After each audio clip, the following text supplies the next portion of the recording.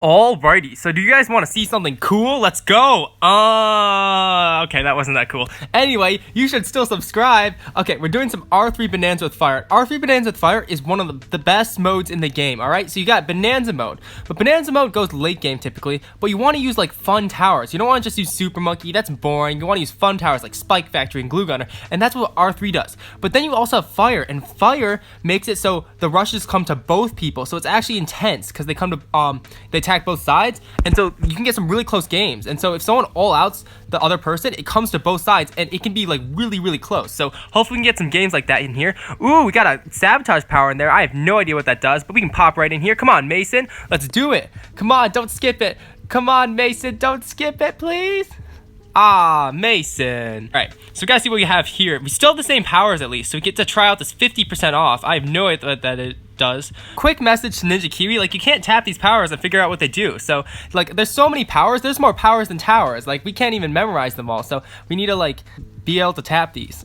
Alright, so we got Heli-Village-Tack. Now, if you ever have village in Bonanza mode, you have to place down a village first. Unless you have farms. You can place down a farm first, but we're going to place down the village first. In this village, it's going to make everything cheaper. We're going to have a village over every single thing that we have this game. So, this is a nice village spot, I guess. Actually, it's a good tack spot right here. Maybe we should replace this, but I don't know. We're going to plop down our tack right here. There we go. We'll go for the 2-0. They'll start with the heli. And the thing about Bonanza mode, like, in regular mode, whatever you start out with, like, that's a big deal and stuff. But with just this, with Bonanza mode, it doesn't matter what you start with. It doesn't matter if you leak lives. You're going late game no matter what.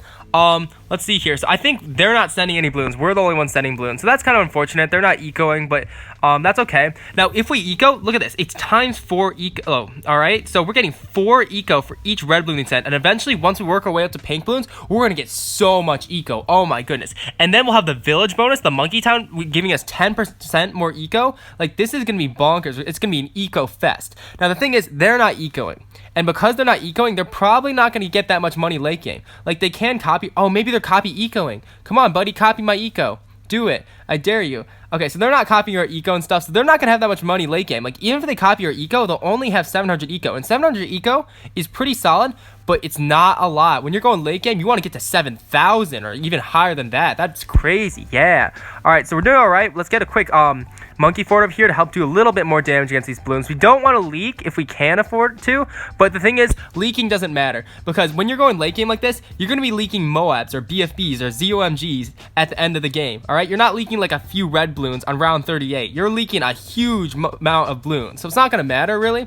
But if we can keep that whole bar green, it's kind of nice, you know? It's just like, it's nice, it's green, you are good. All right, so I don't want to leak down here. We might start leaking down here in a second, so I'm actually going to place down, ooh, no, we're not leaking down. Get him. There we go. Ring of Fire. And we have all this money. We can just kind of, like, eventually we'll have infinite money, so, like, we can just kind of, like, waste our money, to be honest. All right, I mean, we'll keep this Ring of Fire down here. It's at a really bad spot, though. I just did that really quick just to stop those blue balloons here. Now, this guy over here, they got their village up, but the village is not doing anything. Look at this. So their heli pilot, where's the heli pilot? Oh, it's under this bar over here, the blue button. But their heli pilot is not being affected by village. The tack is not being affected by the village. The village is just chilling there, just doing nothing. And we are almost leaking here, but our Ring of Fire is clutching everything. There we go. We're solid, and they leaked down a little bit. So technically, we have an advantage. You know, we have an eco advantage. Wait, they're sending yellows. They're ecoing. Oh, exciting. Nice. All right. Ah, don't leak. Okay, we leaked out a little bit, but we still have this life lead, all right? This 3 life lead. Okay, so these 3 lives are probably not going to come into play, but who knows? Maybe it will. Now, here's our time to get the monkey town here. And look at the monkey town. The monkey town's going to give us 10% more eco. And look at this, 17.3 eco per pink balloon. And now this guy's actually ecoing here, so this is going to be really good. Really quick, let's get up some defense for mid-game, just so we don't ever have to get up defense, like, ever, like, for a while. So what we're going to do is we're going to have an emergency Maelstrom right here. So if we're ever in a pinch, we can just Maelstrom. And then we're just going to get up, like, 3 Ring of Fires. And 3 Ring of Fires should be pretty solid, I think. I don't know if we need any more than that. Let's do that, and then eventually we'll get up an Apache Dart ship. But this looks like it's going late game, all right? So we're just gonna start ecoing here, and we're gonna be ecoing until the end of time. Now, copy eco, we cannot copy eco, all right? If we tap that copy eco button, we are completely screwed, because that'll shoot our eco all the way down to 700, because it copies your opponent's eco, but only up to 700 cash, and they have over 700, so it's just gonna shoot us down to 700. So do not tap that. Then we have this 50% off thing. So maybe it's like I assume that means that their towers sell for 50% less, which is not going to come into play at all. So that's kind of useless. But we do, however, have empowered towers. That tower boost is actually going to be like a big deal late game. All right, so we want to preserve those and not use those because we have infinite money. Let's do all we can right now, and eventually, at the very last second, when we do need them, we will use them. Now look at them. They got some Ring of Fires at the end. That's pretty nice and stuff. But look at their village is doing literally nothing. That is kind of annoying. I don't know. It's just like they have a village that's just chilling there. Like, we could probably take them out. Like, we could just send them some camo balloons really quick. Like, look at this. Let's do some regen camo. Oh, look how much money is, like, look at this eco. What? Oh, it's coming towards us too, but we're fine. We have all this stuff. But look at this. That is, okay, they got the Apache up. Good clutch. But see that the village is not doing anything. All right, so that, now that they have the Apache, I'm glad they survived that. That's really interesting. Look at this. All right, so wait, look at my eco right now. Like, we have 9,000, right? And then if I said regen camo, like, zebras, it, like, actually shows it right there, and it blocks the eco. Isn't that weird? That is so weird. Oh my goodness. Okay, you know what I mean? Like, look at the green bar. Okay, yeah, great. Okay, so they're planning their defense now. We do want to plan our defense, but let's go up to like 14,000 so we can afford more Apache dart ships. What we're gonna do is we're just gonna be chilling right now. If they send us a Moab, we have to be on our toes, but we should be fine. And we have to plan our defense here. So Heli-Pilot is much better than Tack late game, and it's also much better than Village. So what we want to do is we want to place down villages all over the place. Basically we want to place down as many Heli-Pilots as we can. That's the plan. Get as many Apache dart ships, maybe even get some extra lives. Actually, let's do that right now. Okay, we're just gonna snag this. We'll do 1, 2. We'll do 3. We'll do 4. We have to do 4. There we go. And we'll get some crates up in here. There we go. And those things will give us extra lives in a little bit. And that's not going to do anything. It's just kind of fun. Now, for our defense, we need as many Apache dart ships as we can fit in. So we're going to place Apache dart ships all over the place. Then we're going to fit as many villages as we can, like villages to affect all the heli-pilots, just to buff all the heli-pilots. And we'll put them on call to arms.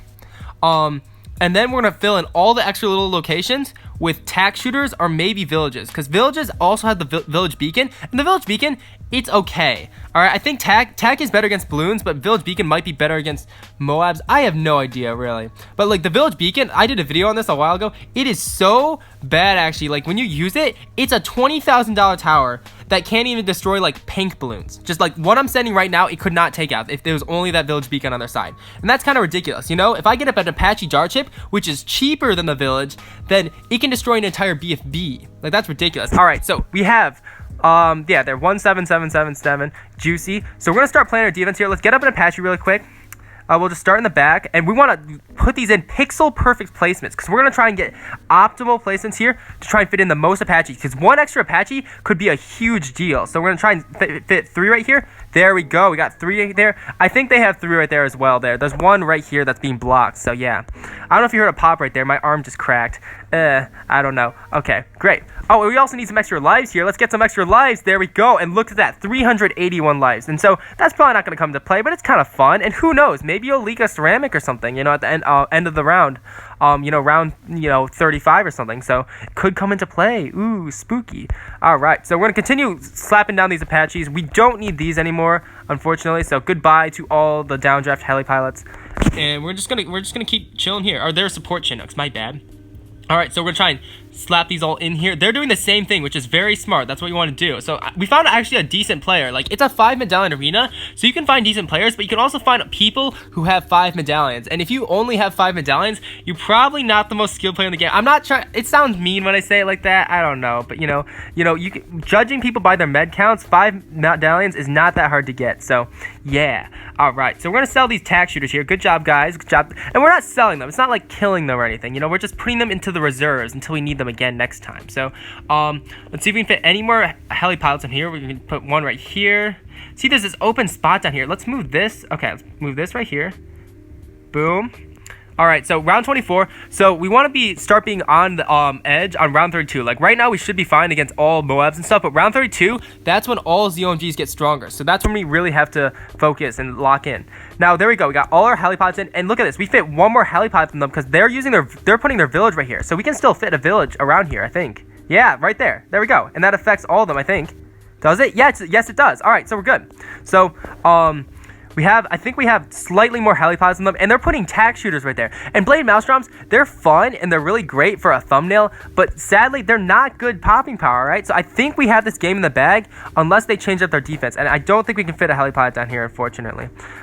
It's really hard to place something down here anyway because the trash can. And the trash can, I'm sorry, no one used the trash can. I'm sorry. Like when I don't need this tower anymore, I'm not putting it in the trash can. I'm putting it to the side. You know? Ah, my goodness. All right. So let's try and play. Actually, let's get some villages really quick. So everything's slightly cheaper. Is this one affected by the village? I don't know. We put it right there. That's not affected by a village. So we can put another village right here just to, you know, have that there. We'll have a village over here, I guess. There we go. And then we'll have a village. Can we fit a village down here somewhere? I don't know. See, that's kind of annoying. It's nice to have all your helipilots affected by villages. So let's do that. Would we rather have a helipilot or a village? Let's just have a village. It's fine. We'll have one helipilot that isn't affected by village. I don't know what to do. It's fine. It's great. It's lovely. Subscribe.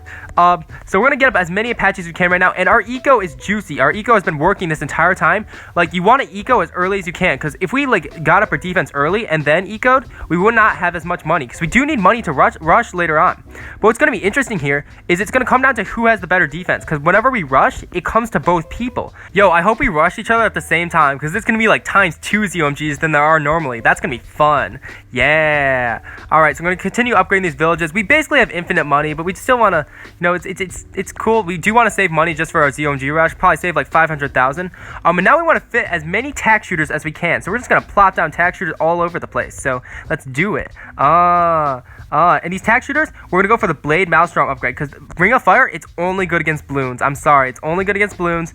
We can have a few ring of fires in the end actually to defend balloons, but really the main thing we need is blade maelstroms, because those shred, and they actually, I think they shred through every single Moab. I have no idea about that, but you know, it's cool. And then we can spam them all, and it's good. It's a cool animation. Okay, so there's our ring of fires. That's all we need. We have our ring of fires right there. We have our villages. Should we get a village beacon thing? I have no idea. I don't know. Whatever. We have our call to arms up. And so now we're just chilling. We're just going to get as many blade maelstroms as we can. And so what we're going to do is when they rush us, we're going to use all our call to arms and blade maelstroms right off the bat. Because the sooner we use them, the sooner the cooldown comes back. Alright? And we're just going to kind of spam them. Well, I don't know if we'll do that. And we can also buy and sell call to arms. But that's kind of tricky. It's hard to do that. Because if there's ZOMGs all over your screen, it's hard to tap around. Now, they have not used any boosts. And we haven't used all our boosts too. So we still have this empowered towers boost, which is going to help out so much here. So we're going to last quite a while here. And the thing is, it's going to come down to the better defense. You know, if they rush me right now, or if I rush them right now, it wouldn't matter. It would come to both of us. So it's just the better defense. So we're going to just try and have the better defense here. We don't have to necessarily rush them. I will probably rush them if it goes to like round 40 or so. But let's just get up our defense. Actually, we'll rush them right after we get up our defense. You know, catch them off guard. But their defense is clearly worse than ours because their helipods are not buffed by the village. And the village buff on the heli is so good. You know, the monkey fort, the ×2 popping power thing, that's affecting everything with the helipilot. And then you have jungle drums, you know, affecting the speed of the helipilots. Like, it's just juicy. So I'm going to put tack shooters up here even. Like, you know, it probably won't matter, but still, like, tack shooters up here, who knows? Maybe it'll make the difference of the game, winning or losing. I mean, it won't, but it's like, it's fun. You know, we got to get all our bases covered, because this is the game. It's whoever has the better defense, all right? And we are about to win. Let's get it. Yo, look at their helipilots. They're like dancing. I'm not going to put my helipilots on Pursuit because sometimes Pursuit can be very dumb, all right? Like, there's Moabs down here and all the helipilots just go up here randomly and then you lose the game, you know? I don't trust my helipilots like that. All right, I put one helipilot on Pursuit for fun, and that's Johnny the helipilot. So, hey, say hi to Johnny. Like, hello, Johnny. Oh, my goodness. Johnny, you're great. All right, so we're going to continue placing these blade maelstroms down here, and around 40, I think that's when we're going to rush here, because that's when our defense should be completed, and we do have a better defense than them. Mason has done a pretty good job of placing down those helipods, but what they don't have, ooh, they're rushing, okay, they don't have helipods right here. I don't know why they put blade maelstroms right there. So, we're going to use our abilities here in a second here. I'm just going to have a few more maelstroms, and it's just one ZOMG, actually. Never mind. We're just chilling. We don't need to use any abilities for this, actually, because look at this. All these Apaches, all this stuff, we just shredded through that ZOMG. So we're good. So now that's a good estimate to show how, like, how good we are against ZOMGs, all right? So looking at that, we shredded it pretty quickly. That means in each round, the ZOMGs are getting stronger. So by that estimate, I probably around round 42 or so, that's when I'm going to rush. All right, so round 42, we're going to go all out. We're just going to cream this guy. Before then, we just got to get psyched up. We got to make sure all our bases are covered. Try and see if we can fit in any more blade maelstroms here. Now, Mason's defense is not as good, all right? You can see that they have a lot of open spaces. They didn't put their helipods right here. They have all this open and stuff, and you can actually fit stuff up here, and they didn't do that. So we should be winning this game, but who knows? Maybe something will happen. Spooky, all right. I was able to fit a few more Blade Maelstroms right here. So, you know, those 3 extra Blade Maelstroms, they will still help out. So we have 34 Blade Maelstroms, 5 Call to Arms, and a million Helipods, and we should be juicy for this defense. So round 42, we are going all out here. All right, hype. They're placing down their attacks right now, and we do not want them getting a better defense to us. So we're just going to start rushing right now. So we're just going to go. Now, normally you don't want to destroy your eco in one shot. Just send like one ZOMG at a time. But the thing is, like, we have infinite money, all right? We have over $1 million. If we use up all these millions, I would be very surprised. So we're just going to beast it out right here. We're not going to use a boost yet, but we will use our Call to Arms here, and we'll use our Maelstroms here in a second. Because the Maelstroms, the more ZOMGs on string, the more on the screen, the more effect the Maelstroms will have, because the Maelstroms will shoot through all the Moabs. Ooh, look at this. Oh, and the lag starts. It's getting real. Let's get it. Oh my goodness. Ah, this is great. Okay, do we want to use a boost yet? We are doing all right. I don't see any ZOMGs making it too far here, so we're all right. We'll continue sending. We gotta make sure we don't lose. Actually, these are making it pretty far, so we're gonna boost here in a second. Let's use our boost. There we go. Empowered towers. Oh, we should have used empowered towers with the Call to Arms. That would have been cool. All right, anyway, we're still shredding through this. Actually, it's kind of close. Oh, I think Mason's about to go, though. All right, there we go. And that's how you win R3 Bonanza with fire. We got a sweet 5 medallions from that, but we kind of lost 200 because we used a farmer. Oh, wait, no, we didn't use a farmer. Oops. Never mind. I thought we used a farmer for some reason. All right, there we go. Sabotage XP. We got this. Good game to Mason. Mason, that was very well played. Fun. Yeah, okay. Anyway, that's how you win in this game mode here. You just want to get the best defense possible. Get the better defense than your opponent. And you can see this is a very popular game mode. Like, you got like 110 players, 300 players, and over here it's 1,000. Look at that. Ooh. Thanks for watching. Have a nice day. And here's a tip. Go up to your parents like right now and say, thank you for having me. Like, thank you for giving birth to me. All right? And maybe your parents will be happy and then they'll give you something you want.